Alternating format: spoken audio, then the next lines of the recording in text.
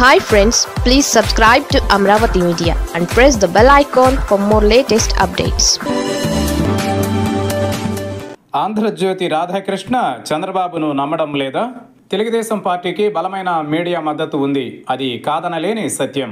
కానీ ఆ మీడియా తెలుగుదేశం పార్టీకి వరమో శాపమో అన్నది అర్థం కావడం లేదు.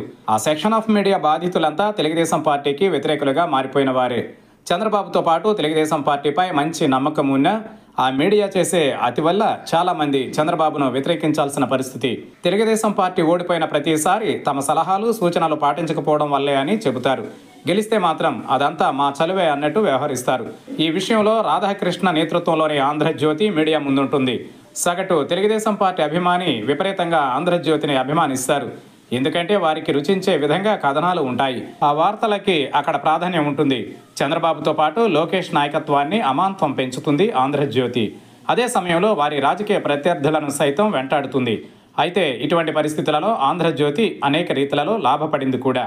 తెలుగుదేశం పార్టీకి అధికార పత్రికగా ఉంది. తెలుగుదేశం అధికారంలోకి వచ్చిన ప్రతిసారి చంద్రబాబు తమ చెప్పు చేతల్లో ఉండాలని ఎక్కువగా భావిస్తారు రాధాకృష్ణ. అందుకే రకరకాల రూపంలో సలహాలు ఇస్తూ ఉంటారు. చంద్రబాబు సైతం కొన్నింటిని పాటిస్తారు, మరికొన్నింటిని పాటించరు.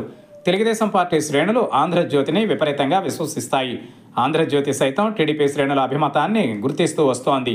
ఈ క్రమంలో ఆంధ్రజ్యోతి టీడీపీ శ్రేణులకు ఒక రకమైన విషం నింపే ప్రయత్నం చేస్తోంది. ఏపీలో మద్యం కుంభకోణం ప్రకంపనలు సృష్టించిన సంగతి తెలిసిందే.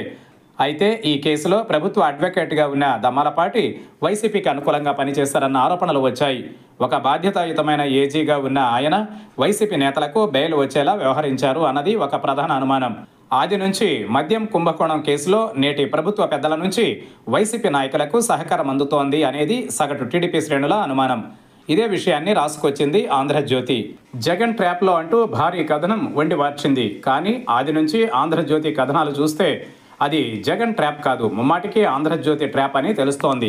అధికార పత్రికగా ఉన్న ఆంధ్రజ్యోతికి ఎక్కడ కోపం వచ్చిందో తెలియదు కానీ, ఏం లోటు జరిగిందో తెలియదు కానీ చిన్న చిన్న లోపాలను ఎత్తి చూపుతూ కథనాలు రాయడం ప్రారంభించింది. ఒక్క మాటలో చెప్పాలంటే తెలుగుదేశం పార్టీ శ్రేణుల్లో ఒక రకమైన అపనమ్మకాన్ని, అనుమానాలను పంపించగలిగింది. అంతకుమించి ఏమీ కనిపించలేదు.